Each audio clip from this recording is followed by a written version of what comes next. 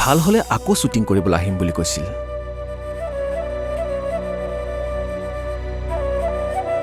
কেইদিনমান আগতে কথা পাতিছোঁ, আকৌ একেলগে শ্বুটিং কৰিবলৈ আহিম বুলি কৈছিলে। তেওঁ অসুস্থ হৈ আছিলে, কিন্তু ভালো হৈছিলে।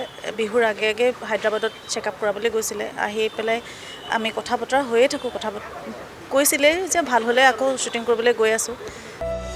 কিন্তু সেই আশা মনতে লৈ গ'লগৈ বসুদা। দৰ্শকক হহুৱাবলৈ বসুদা আৰু নাই। বসুদা আজি সকলোকে কন্দুৱাইছেহে। প্ৰথমে কম তেখেতো আত্মা শান্তি পাওক। আৰু আমি মানে কি বহুত বছৰ 12 বছৰ আমি একেলগে থাকিলোঁ। তাৰপিছতে মোৰটোতো মই প্ৰায় প্ৰগ্ৰেম তেখেতৰ লগত বহুত প্ৰগ্ৰেম মই কৰিলোঁ। খাকী পোছাক পিন্ধি থানালৈ বসুদা আৰু কেতিয়াও নাহে।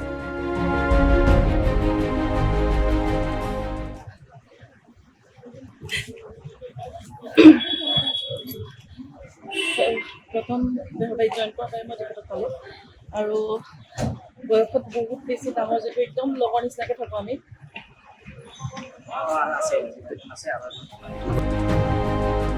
বয়স মাত্ৰ 55 বছৰ হৈছিল, আৰু এই বয়সতে অকাল মৃত্যুক সাৱটিলে জনপ্ৰিয় ধাৰাবাহিক বেহাৰবাৰী আউটপোষ্টৰ বসুদা খ্যাত অভিনেতা ফাইল' বসুমতাৰী।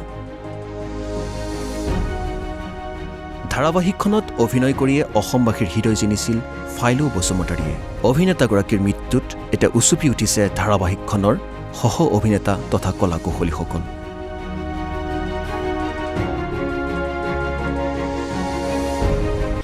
আচলতে মানে খুবেই আমি দুখ পাইছোঁ, আমি সকলোৱে দুখ পাইছোঁ। আৰু সেইটো আমাৰ বেহাৰবাৰী আউটপোষ্টৰ কাৰণে এটা অপূৰণীয় ক্ষতি। আৰু অকল বেহাৰবাৰী আউটপোষ্ট বুলিয়ে নহয়, আমাৰ গোটেই অসমীয়া চলচ্চিত্ৰ ধাৰাবাহিক জগতৰ কাৰণে এটা ক্ষতি। বস্তুটো খুবেই ভাল মানুহ আছিল, আৰু যদিও বয়সত আমাতকৈ ডাঙৰ আছিল, আমি সদায় হাঁহি ফূৰ্তি ধেমালিৰ মাজেৰে সময়বোৰ পাৰ কৰিছিলোঁ।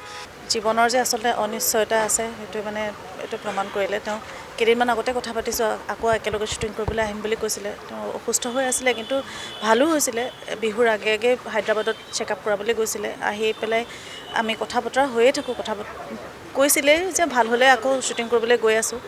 শ্বুটিং কৰিবলৈ গৈ আছোঁ বুলি কৈ আকৌ একেবাৰে যে নাহিব আমি কেতিয়াও ভবা নাই। আৰু তেওঁ হয়তো একেবাৰে ভবা নাছিলে। মানে খুব আশাবাদী মানুহজন, এইটো কৰিম সেইটো কৰিম, ঢেৰ প্লেনিং, প্ৰগ্ৰেম কৰিম, কিবা কৰিম।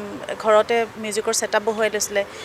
এইটো বয়সতো তেওঁ যোৱা বছৰ, তাৰ আগৰ বছৰ তেওঁ মুম্বাইত গৈ মিউজিক শিকিছে। মিউজিকৰ মানে কৈছে তেওঁ বড়ো গানৰ লগত জড়িততো। তেওঁ কৈছে ঘৰতে কম্প'জিশ্যনবিলাক কৰিম, তেওঁ নিজে কম্প'জ কৰিম, কিবা কৰিম বুলি গোটেই ঘৰত এডিটিং ছেটআপ বহাই লৈছে। তো তেওঁৰ এইবিলাকেই মানে তেওঁ যে বহুত বেছি আশাবাদী আছিলে, সেইটো প্ৰমাণ কৰে। বাক্সাৰ চিমলাৰ বাগজানিত জন্মগ্ৰহণ কৰা বসুমতাৰীয়ে বড়ো জনগোষ্ঠীৰ গায়ক, সুৰকাৰ, গীতিকাৰ হিচাপে জনপ্ৰিয় আছিল। আনকি ফাইল' বসুমতাৰীৰ প্ৰচেষ্টাতে প্ৰথমবাৰৰ বাবে জুবিন গাৰ্গে বড়ো গীতত কণ্ঠনি কৰাইছিল। পৰৱৰ্তী পৰ্যায়ত অভিনয়ৰ জৰিয়তে সকলোৰে মন মুহিছিল বসুমতাৰীয়ে। বিগত সময়ছোৱাত জটিল ৰোগত আক্ৰান্ত হৈ চিকিৎসাধীন হৈ আছিল অভিনেতাগৰাকী। আৰু চিকিৎসাধীন অৱস্থাতে মহানগৰীৰ এখন ব্যক্তিগত হস্পিটেলত শেষ নিশ্বাস ত্যাগ কৰে ফাইল' বসুমতাৰীয়ে। ফাইল' বসুমতাৰীৰ ঘৰখনত এতিয়া কান্দোনৰ ৰোল।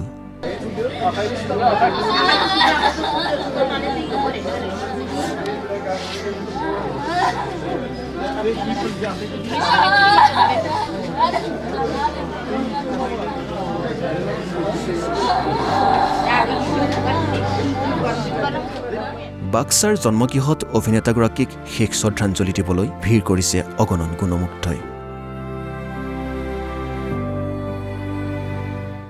অসমৰ জনপ্ৰিয় অভিনেতা তেখেত ফাইল' বসুমতাৰী যোৱাকালি আমাৰ সকলোকে এৰি পেলাই গুচি গ'ল। আগৰ পৰা অলপ লিভাৰৰ প্ৰব্লেমৰ কাৰণে দীৰ্ঘদিনীয়া ট্ৰিটমেণ্ট লৈ আছিলে। কিন্তু তেনেকুৱা পৰিৱেশ নাছিল যে মানে হঠাতে যে আমাক এৰি পেলাই যাব। কিন্তু যোৱাকালি ৰাতিপুৱা অলপ উশাহ লোৱাৰ কাৰণে প্ৰব্লেম হোৱাৰ কাৰণে ডাউন টাউন হস্পিটেলত ভৰ্তি কৰিছিলে। কিন্তু ৰাতি 9:40 বজাত মানে হঠাৎ মানে তাই মানে মৃত্যুবৰণ কৰিলে। সঁচাকেই আমাৰ অসমৰ সংস্কৃতিক জগতৰ কাৰণে এটা বহুত ডাঙৰ এটা লষ্ট হয়। যিয়ে নহওক মই এটোকে আশা কৰোঁ যাতে এখেতে সৰ্গত মানে ভালদৰে থাকিব পাৰে। ফেলাও বসুমতাৰী আমাৰ বড়ো সাংস্কৃতিক জগতৰ ক'ব গ'লে তাৰমানে আমাৰে এজন গুৰু নিচিনা আছিলে। কাৰণ আমি যেতিয়া ফেলা মেণ্ডেলা দাবলা আমাৰ যেতিয়া হাইনামুলি চিৰিজ আছিলে, হাইনামুলি চিৰিজৰ ফাৰ্ষ্ট পাৰ্ট এখেতে মানে ডাইৰেকশ্যন দিছিলে।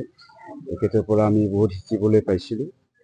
যিয়ে নহওক এখেতে যে আজি মৃত্যুবৰণ কৰিলে, এয়া আমাৰ কাৰণে দুৰ্ভাগ্যজনক। আজি বড়ো জনগোষ্ঠীৰ বাবে বিশেষকৈ ক্ষতি এটা বহুত ডাঙৰ ক্ষতি, মই তাকেতো কৈ আছোঁ। মানে এখেতে যে আমাৰ পৰা গুচি গ'ল, এই বড়ো সংস্কৃতিৰ জগতত মানে সবচে ডাঙৰ এটা ক্ষতি হৈছে। কাৰণ এখেতে মানে বহুতখিনি গান লিখিছিল, গান গাইছিল বড়োত। আৰু মানে জুবিন গাৰ্গৰ এখেতে প্ৰথমে মানে বড়ো গানটো গোৱাইছিল। তো এখেতৰ যিটো contribution in the culture of Bodo, তাৰমানে মুখেদি কৈ পেলাই আমি শেষ কৰিব নোৱাৰোঁ। ভাল বন্ধু আছিলে, এখেতে যে আজি আমাৰ মাজত নাই, এইটো বিশ্বাস কৰিব পৰা নাই। দাদা বেহাৰবাৰী আউটপোষ্ট কিমান বছৰ ধৰি অভিনয় কৰিছে? বেহৰবাৰী আউটপোষ্টতে মোৰ মনত থকা হিচাপে প্ৰথমৰ পৰাই মানে আছিলে। তো বেহৰবাৰী আউটপোষ্ট আজিলৈকে যিমানখিনি বছৰ হয়, সেইখিনিলৈকে এখেতে মানে এক্টিং কৰি আছিল। বসুদা বুলি খ্যাত।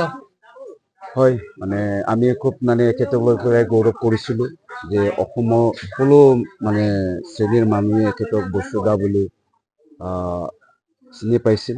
তো এখেতৰ লগতে আমাৰ বড়োসকলে এটা গৌৰৱ কৰিবলৈ মানে স্কোপ পাইছিল। Bureau' report, Assam live 24।